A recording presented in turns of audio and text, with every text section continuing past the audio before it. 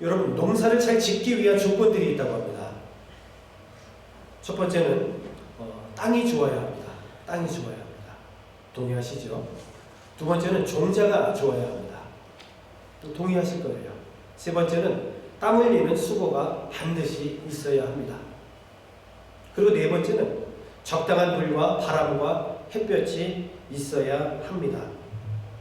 이런 조건들이 충족될 때에 좋은 열매를 맺을 수 있을 것입니다.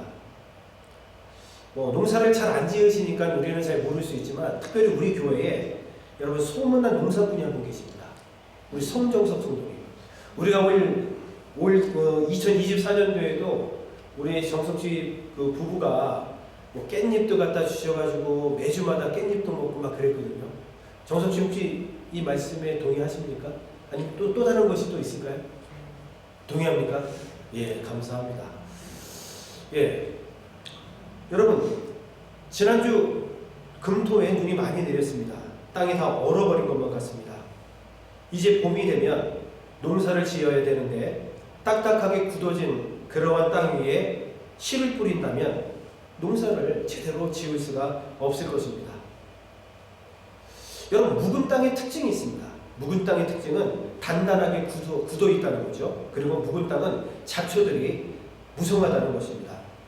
설령 이제 씨를 심었다고 해도 땅이 단단해서 뿌리를 제대로 내릴 수 없습니다. 아니 설령 뿌리를 내렸다 할지라도 잡초들의 기운이 막혀서 사실은 잘 자랄 수가 없을 것입니다. 묵은 땅을 그대로 그 위에다가 씨를 뿌려서는 농사를 제대로 지을 수가 없을 것입니다. 여러분, 호세아 10장 12절 말씀은 2024년도 우리 교회 주제 선구입니다. 묵은 땅을 기경하라. 그래서 변화되기를 소망하면서 우리가 올 1년 동안 달려왔습니다. 그런데 여전히 우리의 마음과 우리의 신앙이 묵은 땅인 채로 있지는 않습니까? 2024년도 우리가 첫 주부터 시작할 때에 정말 주님을 사랑하는 첫사랑을 가지고 달려왔는데 지금 한번 되돌아보니까 첫사랑을 잃어버린 것은 아닙니까? 여러분 한번 생각해 보시죠. 우리가 예수님을 처음 만났을 때 여러분 어떤 마음이었죠? 연호야, 예수님 처음 만났을 때 어떤 마음이었어? 할렐루야. 그런 마음, 그쵸? 말을 안 하지만 저한테 뭔가 다가왔습니다. 정말 기쁘고 감사하고 예배 드리는 막 시간이 막 기다려지고 봉사하는 것도 막 기쁘고 이런 마음이 우리 처음 예수님을 만났을 때 그런 마음이었단 말이죠. 그런데 어느덧 내 마음이 단단히 굳어져 버리고 근심과 걱정의 잡초들이 막 무성해져서 혹시라도 우리 열정이 다 사라진 것은 아닌가 라는 것이죠. 기쁨도 사라졌습니다. 감사도 사라지고 불평과 불만으로 부정적인 입술로 신앙의 구경꾼으로 아이고 어떻게 하나 잘 보자 저 멀리서 신앙의 구경꾼으로 전락해버리지는 않았는가라는 겁니다. 혹시 우리 마음속에 하나님 없는 마음으로 지금 예배를 드리고 있지는 않습니까? 혹시 하나님에게서 멀어져 있는 마음을 가지고 오늘 나오는 것은 아닙니까? 하나님에 대한 열정이 식어진 것은 아닙니까? 오늘 본문의 말씀을 보시면은 북이스라엘의 영적인 상태가 아주 적나라하게 기록이 되어 있습니다. 여러분 요약하면은 이런 내용입니다. 북이스라엘 백성들은 두 마음을 품었던 겁니다. 어떤 마음을 품었을까요? 하나님과 바알 사이에서 갈등했습니다. 머뭇거렸습니다. 그들은 마음이 나뉘어졌습니다. 입술로는 하나님을 사랑한다고 고백하지만 그들의 삶을 보면은 여전히 바알 가운데에 죄를 지으며 살고 있었던 것입니다. 우리는 지금 하나님과 세상 사이에서 머뭇거리고 있는 것은 아닙니까? 그리고 북이스라엘 백성들에게는 두 가지의 죄가 있었습니다. 그것은 하나님을 버린 죄가 있었고 우상을 섬긴 죄가 있었습니다. 하나님을 버리게 되어지면 자연스럽게 하나님이 계셔야 될 그곳에 우상이 들어올 수밖에 없습니다. 어쩌면 물질이 우리의 우상이 될 수 있습니다. 만문신에 사로잡혀서 여전히 우리가 하나님의 영광을 위해서 살아가는 것이 아니라 어떻게 하면 잘 살까? 이런 데 고민하면서 우리가 살아가는 것은 아닙니까? 혹시 우리의 자녀들이 우상이 되지는 않았습니까? 내가 알고 있는 세상 지식과 학문이 어쩌면 여러분 하나님이 계셔야 될 그곳에 있지는 않습니까? 오늘 말씀의 핵심은 이것입니다. 한번 따라합시다. 묵은 땅은 반드시 갈아엎어야 합니다. 시작. 묵은 땅은 반드시 갈아엎어야 합니다. 아멘. 여러분 동의하십니까? 동의 안 하시는군요. 동의하셔야 되는데. 다시 한번 질문을 던지겠습니다. 여러분 동의하십니까? 네. 동의가 안 되면 앞으로 나아갈 수가 없습니다. 여러분들이 동의하셔야 신상이 좋습니다.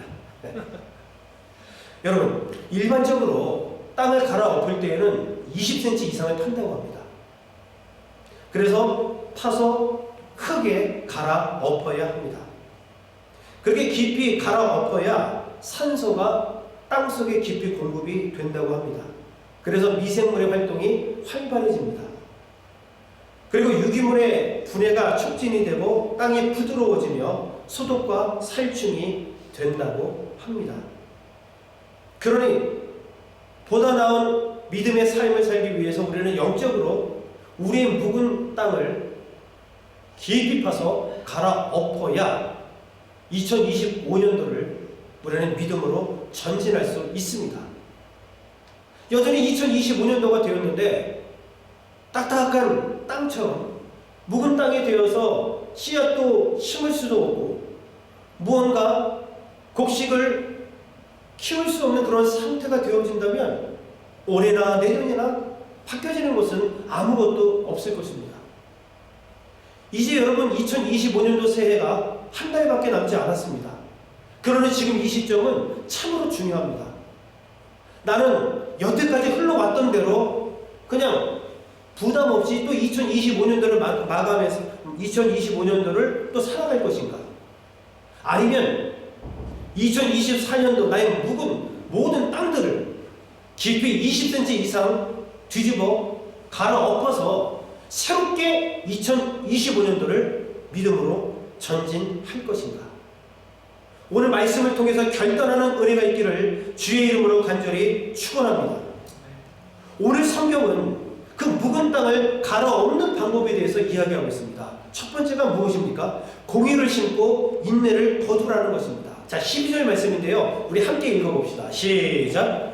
정의를 뿌리고 사랑의 열매를 거두어라. 지금은 너희가 주를 찾을 때이다. 묵은 땅을 갈아엎어라. 나 주가 너희에게 가서 정의를 비처럼 내려주겠다. 아멘. 공의를 심고 인애를 거두어라. 이것이 우리가 묵은 땅을 갈아엎는 첫 번째 방법이라고 오늘 성경은 말씀하고 있습니다. 여러분 공의가 무엇입니까? 공의. 우리 하나님을 우리는 공의의 하나님. 그렇죠? 그렇게 이야기합니다. 공의는 쉽게 이런 것입니다. 하나님 보시기에 의롭고 바른 것이에요. 그게 공의입니다. 자, 한번 따라합시다. 하나님 보시기에 의롭고 바른 것. 시작. 하나님 보시기에 의롭고 바른 것. 잘 보세요. 내가 보기에 의롭고 바른 게 아닙니다. 누가 보시기에? 하나님께서 보시기에 의롭고 바른 것이 쉽게 말해서 공의라는 것입니다. 인간의 생각이나 인간이 옳다고 주장하는 것이 절대로 아닙니다. 하나님 보실 때에 의롭고 바른 것을 심어라, 이렇게 성경은 말씀하고 있어요. 이것이 바로 우리가 묵은 땅을 기경하는 첫 번째 방법이다라고 성경은 말씀하고 있습니다. 여러분, 무언가 우리가 심기 위해서는 기존에 있었던 것을 뿌리 뽑아야 됩니다. 부정적인 마음들, 비판적인 말들, 남을 헐뜯고 그리고 끌어내리고 상처 주고 분노하며 시기하고 질투하고 또한 당을 만드는 이러한 마음들을 먼저 우리가 뽑아내야지 되는 것입니다. 혹시 여러분 지금까지 남들에게 보이지 않도록 숨겨놓은 채 우리가 이렇게 살아온 것은 아닙니까? 왜 이렇게 부정적인 말들을 하십니까? 지난주가 추수감사절이었잖아요. 이 감사절이 있기 때문에 그나마 우리가 감사하며 사는 겁니까? 그렇게 되어서는 안 되죠. 우리의 삶 자체가 감사하는 입술이 되어야 되고, 감사하는 입술을 통해서 우리는 감사의 열매를 거두며 사는 인생들이 되어야 하는 것입니다. 이러한 뽑아낼 것들을 그대로 여러분 남겨둔 채 우리는 공의를 심을 수 없습니다. 그 모든 것들을 뽑아낸 다음에 하나님 보시기에 바른 것들을 심어야 한다는 겁니다. 신기한 것은 성경을 보시면 하나님 나라의 법칙이 있는데, 하나님 나라의 법칙은 심은 대로 거두는 겁니다. 우리 성도님들께서 심은 대로 그대로 거두게 되어 있어요. 여기서 벗어나지 않습니다. 하나님 보실 때에 아름답고 귀한 것들을 심게 되어지면 우리가 거둬들이는 열매도 아름답고 귀한 것들을 반드시 거둬들이게 되어 있습니다.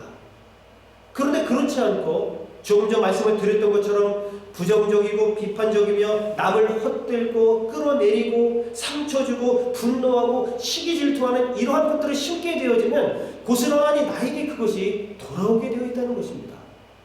절대로 그 위에 우리 하나님 보실 때에 의롭고 바른 것들을 심을 수가 없는 것입니다.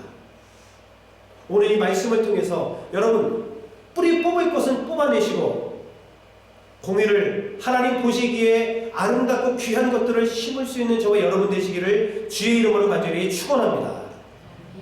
그 인애는 무엇입니까? 인애를 거두라라고 이야기하죠. 인애는 하나님께서 하나님의 자녀들에게 베풀어 주시는 사랑과 축복과 은혜예요. 그게 인애입니다.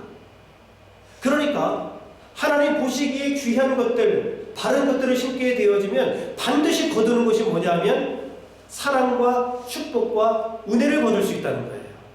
이것이 바로 하나님 나라의 법칙입니다. 그런데 오늘 본문의 말씀에 보면은 놀라운 것은 너희들을 위해서 그렇게 하라고 성경은 말합니다. 공의를 심고 인애를 거두는 것은 나를 위해서 그렇게 하라고 성경은 말합니다. 하나님을 위한 것이 아니에요.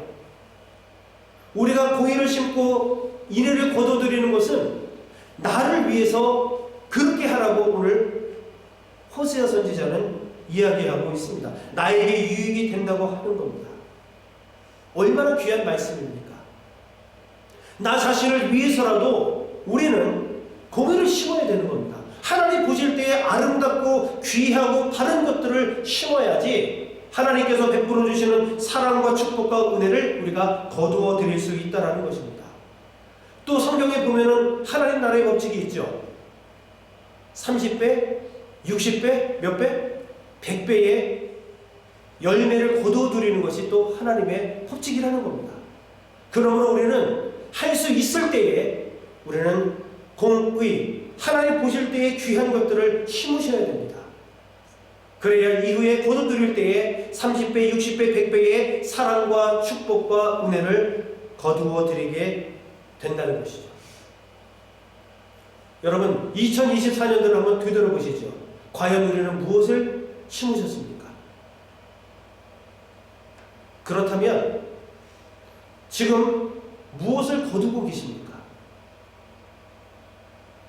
두 번째, 오늘 묵은 땅을 기경하라고 12절에 말씀하고 있습니다. 다시 한번 읽어보겠습니다. 시작. 정의를 뿌리고 사랑의 열매를 거두어라. 지금은 너희가 주를 찾을 때이다. 묵은 땅을 갈아엎어라. 나 주가 너희에게 가서 정의를 비처럼 내려주겠다. 아멘. 묵은 땅을 갈아엎어라. 강팍해진, 그래서 딱딱하여 굳어진 마음을 갈아엎으라라고 말합니다. 여러분 이러한 땅을 어떻게 갈아엎지요? 무엇으로 갈아엎습니까? 쟁기로 갈아엎는단 말이죠. 쟁기로. 자, 오늘 성경이 말하는 두 가지 쟁기가 있단 말이죠. 어떻게 하면 우리 묵은 땅을 뒤집어 엎어버릴 수가 있는가? 두 가지 쟁기가 있는데 첫 번째는 말씀의 쟁기며 또 하나는 기도의 쟁기입니다. 자, 나의 묵은 땅은 무엇입니까? 내가 갈아엎어야 될 것들은 무엇일까요? 분명히 다 있을 것입니다. 없을 수 없죠. 그런데 그것을 실질적으로 쟁기로 갈아엎을 수 있는데 하나님 말씀의 쟁기로 갈아엎을 수가 있고 기도의 쟁기로 뒤집어 갈아엎을 수 있다고 성경은 말하고 있습니다. 어떻게 하나님의 말씀의 쟁기로 갈아엎을 수가 있을까요? 예레미야 23장 29절 말씀을 한번 보시죠. 내 말은 맹렬하게 타는 불이다. 바위를 부수는 망치다. 나 주의 말이다. 내 말은 하나님의 말씀을 말합니다. 여러분, 하나님의 말씀을 우습게 여기지 마십시오. 이 하나님의 말씀은 맹렬하게 타는 불, 망치라. 이렇게 성경은 말하고 있습니다. 이 불, 망치가 되니까 바위처럼 굳어져 있는 우리 마음이라도 완전히 부서뜨릴 수가 있는 겁니다. 그러므로 묵은 땅을 하나님의 불 방망이로, 하나님의 불 망치로 우리는 갈아엎을 수 있고 깨뜨릴 수 있다고 성경은 분명히 말씀하고 있어요. 그런데 나에게 이 하나님의 불 망치가 없다면 어떻게 깨뜨릴 방법이 없는 것입니다. 그래서 말씀이 중요한 거예요. 그래서 하나님의 말씀을 우리는 깊이 묵상해야 되고 말씀을 암송하기도 하고 말씀에 순종하며 살아야 되는 겁니다. 이런 말씀의 능력을 통해서 우리의 모든 묵은 땅을 우리는 깨트리고 갈아엎을 수 있다고 성경은 말씀하고 있습니다. 여호와의 말씀이니라. 내 말이 불같지 아니하냐? 바위를 쳐서 부서뜨리는 방망이 같지 아니하냐? 개역성경에는, 개역개정성경에는 이렇게 나와 있단 말이에요. 하나님의 말씀은 우리를 변화시킬 수 있고 아무리 딱딱하게 굳어져 있는 마음이라 할지라도 그 불방망이로는 못 깨트릴 것이 없다고 성경은 분명히 말씀하고 있습니다. 그 하나님의 말씀이 우리 심령 가운데 임하게 되어지면 그때부터 여러분 완전히 뒤집어지게 되어 있는 겁니다. 내 마음과 나의 믿음이 막 기경이 되기 시작하는 것이죠. 우리 의지로 나의 그러한 부정적인 모든 죄악들이 쉽게 사라지지 않습니다. 조금 노력하다가 나도 모르게 여러분 또 3일 지나면은 다시 돌아가게 되어지는 것이 우리 인생의 모습이라는 것이죠. 우리의 노력으로는 가능하지 않아요. 오직 하나님의 말씀이 우리 심령 속에서 아주 딱딱하게 굳어진 나의 모든 죄악들을 깨트려 버렸을 때에 완전히 뒤집어 엎을 수 있다고 성경은 분명히 말씀하고 있기에 우리에게는 하나님의 말씀이 필요한 겁니다. 여러분 하나님의 말씀을 사랑하십니까? 여러분 하나님의 말씀을 사랑하십니까? 하나님의 말씀을 의지하십니까? 너희가 내 안에 거하고 내 말이 너희 안에 거하면 무엇이든지 원하는 대로 구하라. 그리하면 이루리라. 하나님의 말씀이 내 속에 있을 때에 기도도 응답이 되는 겁니다. 말씀과 기도는 떨어뜨려서 생각할 수 없어요. 왜 나는 기도가 응답되지 않는 것 같지? 여러분 하나님을 원망하고 불평할 일이 아닙니다. 나를 되돌아봐야 되는 거예요. 내가 정말 말씀 안에 거하여 있는가? 내가 정말 하나님의 말씀을 의지해서 그렇게 살아가고 있는가라는 겁니다. 기도하는 자에게는 두 번째로 기도의 쟁기로 갈아엎을 수밖에 없다는 사실을 우리는 깨닫게 됩니다. 혹 여러분 기도하면서 걱정하고 있지는 않습니까? 기도하시면서 염려하고 있지는 않습니까?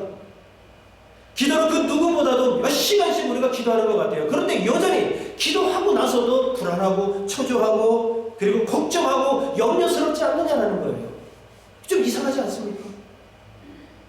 기도하면 마음이 편해져야 되는데 어디서 문제가 발생한 걸까요? 여러분 요한계시록 2장 4절과 5절 말씀을 한번 보십시다. 우리 같이 읽습니다. 4절 시작. 그러나 너에게 나무랄 것이 있다. 그것은 내가 처음 사랑을 버린 것이다. 5절. 그러므로 내가 어디에서 떨어졌는지를 생각해내서 회개하고 처음에 하던 일을 하여라. 내가 그렇게 하지 않고 회개하지 않으면 내가 가서 내 촛대를 그 자리에서 옮기겠다.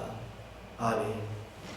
여러분 처음 사랑이 식어진 것은 아닙니까? 그러니 기도해도 불안한 겁니다. 초조한 겁니다. 염려가 되는 것이죠. 오늘 하나님은 말씀하십니다. 회개해라. 회개의 기도가 저와 우리 성도님들의 강팍한 마음들을 깨트리고 변화시킬 수 있음을 오늘 성경은 말씀하고 있습니다. 다시 처음 행위를 가지라. 이건 뭐냐면 첫사랑을 회복하라는 거예요. 정말 예수님 그 옛자만 내가 불러도 눈물이 흘렀던, 정말 주님 한 분만으로 만족했던 그 주님의 사랑했던 그 첫사랑을 회복하라고 오늘 성경은 우리에게 말씀하고 있습니다. 첫사랑의 감격도 잃어버리고 기쁨도 잃어버리고 열정도 식어버리고 더 나아가 비판하고 부정으로 말하는 그러한 모습이 되었다면 우리는 다시 회개 기도로, 기도의 쟁기로 갈아엎어야 된다는 겁니다. 말씀의 쟁기와 이 기도의 쟁기로 갈아엎지 않으면 우리는 무너질 수밖에 없는 겁니다. 오늘 이 말씀을 통해서 여전히 내 안에 남아있는 묵은 땅이 무엇인지를 발견하고 오늘 하나님의 말씀의 쟁기와 기도의 쟁기로 갈아엎는 은혜가 있기를 주의 이름으로 간절히 축원합니다. 갈아엎어지게 되면 그 다음에 우리의 마음이 옥토가 되는 겁니다. 옥토 위에는 무엇을 심든지 30배, 60배, 100배의 결실을 맺을 수밖에 없는 겁니다. 옥토가 된 우리는 그 다음에 어떤 반응이 나타나는지 아십니까? 주님을 찾게 되어 있는 겁니다. 12절에 나와 있죠? 오늘 본문 말씀 다시 한번 봅시다. 호세아 10장 12절 뭐라고 나와 있습니까? 지금은 너희가 주를 찾을 때다. 갈아엎고 옥토가 되면 반드시 그 다음에 여전히 했던 것처럼 내가 내 지식과 내 의지로 내 문제를 해결하려고 절대 그러지 않습니다. 우리 하나님께 모든 것을 맡기게 되어 있습니다. 주님을 찾게 되어 있다는 겁니다. 여러분, 주님을 찾으시기를 주의 이름으로 축원합니다. 주님을 의지하시기를 주의 이름으로 축원합니다. 내 앞에 어떤 문제가 있다 할지라도 그 문제로 인해서 하나님의 가려지지 않기를 주의 이름으로 축원합니다. 우리 하나님은 그 문제보다 훨씬 위대하시고 그리고 능력 있는 분이신데 그 조그마한 문제 때문에 우리는 주님을 바라보지 못해요. 왠지 아세요? 바로 그 문제를 이렇게 가까이 보기 때문에 그 문제 이면에 정말 우주 성만상을 만드신 창조진 거대하시고 위대하신 그 하나님을 그 문제 때문에 보지 못하기 때문에 그래요. 그러나 여러분, 오늘 이 시간 주님을 찾는다면 분명히 하나님의 은혜가 있을 것입니다. 한번 따라해 봅시다. 타이밍이 중요합니다. 주님을 찾는 때에도 여러분 타이밍이 중요합니다. 소 잃고 외양간 고치면 무슨 의미가 있겠습니까? 소 잃기 전에 망가진 외양간을 고쳐야 되는 것 아닙니까? 여러분, 인사하는 타이밍, 언제 인사할 때가 가장 좋은 타이밍인지 아십니까? 서로 눈이 마주칠 때라고 합니다. 그러니까 눈이 마주쳤을 때 인사하는 것이 인사하는 가장 좋은 타이밍이래요. 칭찬하는 가장 좋은 타이밍이 언제인지 아십니까? 아주 그것이 사소한 것이라도 결과가 나왔을 때에 위로하고 격려하고 칭찬하라고 합니다. 어떤 일이 일단락 됐을 때에 그 과정 전체를 칭찬해 주라는 거죠. 그때가 아주 좋은 타이밍이라고 합니다. 또 질책에도 타이밍이 있다고 합니다. 아무 때나 질책하는 게 아니에요, 여러분. 아무 때나 질책하는 게 아니라 상대방이 받아들일 수 있는 심신의 여유가 생겼을 때에 질책을 하라고 합니다. 자, 사과의 타이밍도 있대요. 언제가 타이밍일 것 같아요? 사과의 타이밍. 언제 사과하면 좋을 것 같아요? 즉시 하셔야 됩니다. 실수했을 때 바로 깨끗하게 그 자리에서. 그것이 가장 좋은 사과의 타이밍입니다. 그렇다면 하나님을 찾는 가장 최고의 타이밍은 언제일까요? 성경에 나와 있죠? 언제죠? 바로 지금이에요. 지금. 지금입니다. 차차 할게. 나중에 할게. 가장 어리석은 행동인 거 아시죠? 하나님을 찾는 가장 귀한 타이밍은, 가장 좋은 타이밍은 지금 당장입니다. 지금 당장. 오늘 여러분, 사랑하는 성도 여러분, 오늘 주님을 찾는 아주 최고의 타이밍을 이 시간 만나시기를 주의 이름으로 간절히 축원합니다. 호세아 6장 1절을 한번 보시죠. 시작. 이제 주님께로 돌아가자. 주님께서 우리를 찢으셨으나 다시 싸매어 주시고 우리에게 상처를 내셨으나 다시 아물게 하신다. 아멘. 여러분, 하나님께로 돌아가는 가장 좋은 타이밍이 언제일까요? 지금입니다. 지금. 바로 지금 이 시간, 이 순간. 주님께로 돌아가면 어떤 일이 벌어집니까? 다시 싸매어 주시고 다시 아물게 해주시는 특별한 은혜가 임한다고 성경은 말하면서 주님께로 가장 돌아가기 좋은 타이밍은 지금 이 시간, 이 순간이라 성경은 말씀하고 있습니다. 고린도후서 6장 2절의 말씀도 한번 보시죠. 같이 한번 읽습니다. 시작. 하나님께서 말씀하시기를 은혜의 때에 나는 내 말을 들어주었다.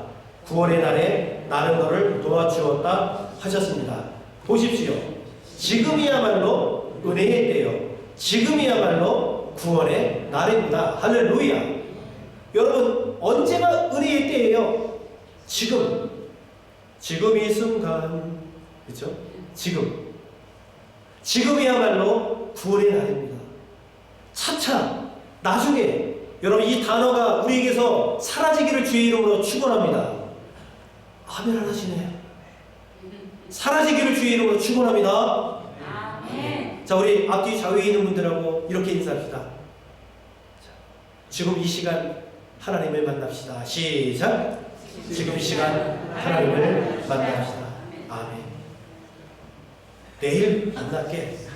그래, 2025년도 새해부터 내가 뭔가 달라질게. 안 된다는 거 아시죠? 여러분, 지금 이 순간이 바로 주님을 찾을 때입니다.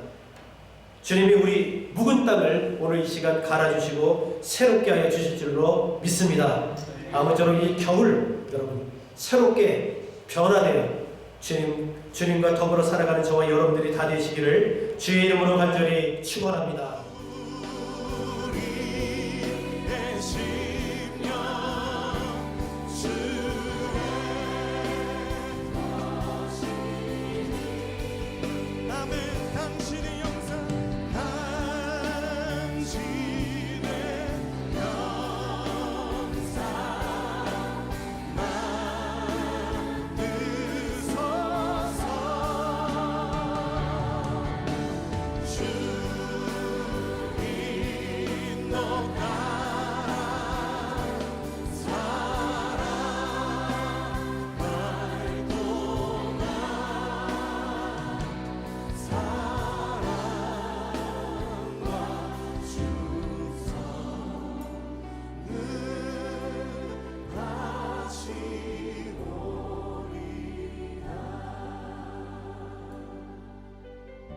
십자가를 질 수 있나 주가 물어보실 때 십자가를 질 수 있나 주가 물어보실 때 죽기까지 따르오리 저를 대답하리. 오늘 우리에게 묻고 계십니다. 십자가를 질 수 있나 주가 물어보실 때 죽기까지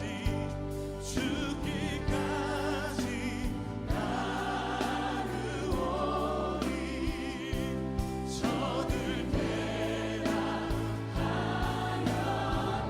우리의 심령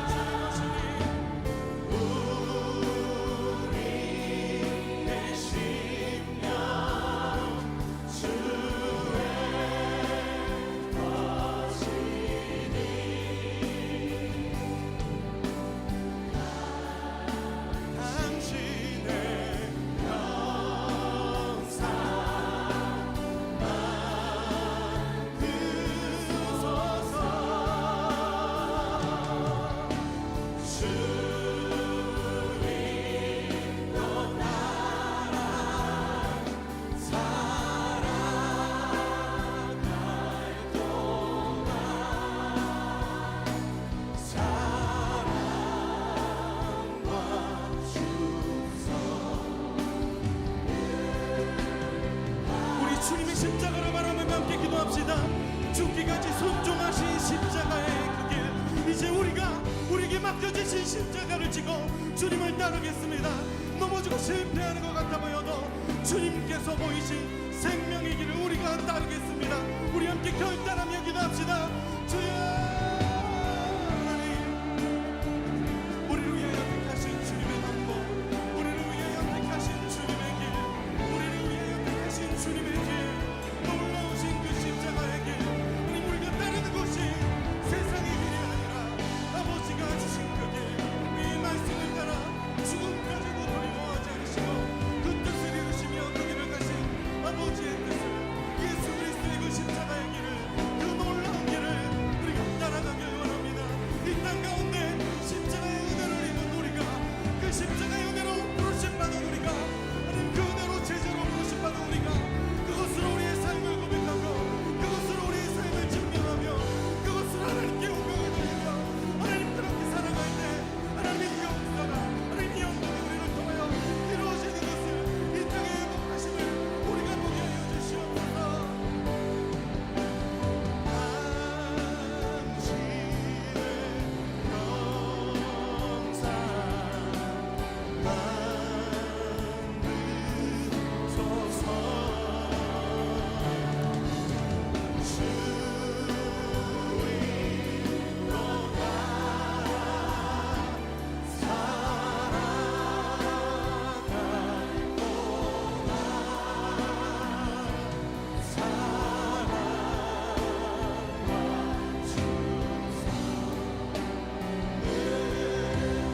주님의 사랑 앞에 우리 다시 한번 고백합시다. 우리 심령주의 거신이, 우리 심령 주의 아멘. 당신의 영상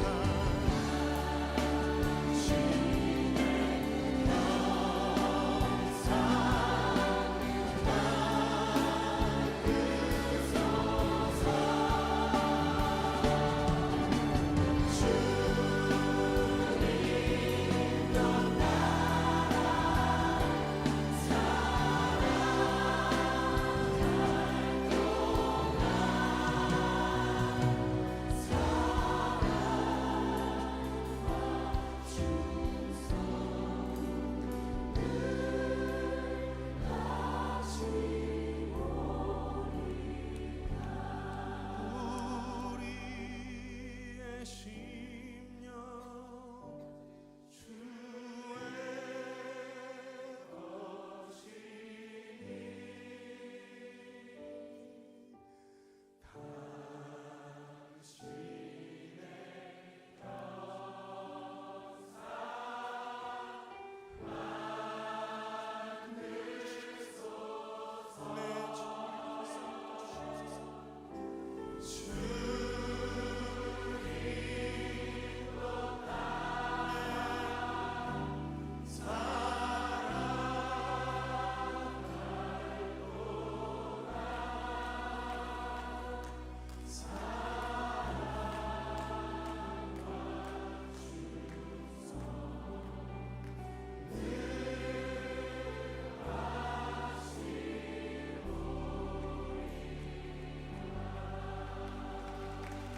주님, 우리가 그 사랑과 은혜 앞에 우리 충성을 다하여 주님 앞에 나아가길 원합니다. 우리가 주님 앞에 우리의 삶을 맡겨드리길 원합니다. 하나님, 우리가 주님의 걸어가신 그 십자가의 길을 따르길 원합니다. 주님, 우리의 삶을 인도하여 주시옵소서. 하나님, 우리의 삶을 통하여 주님 영광 받아 주시옵소서.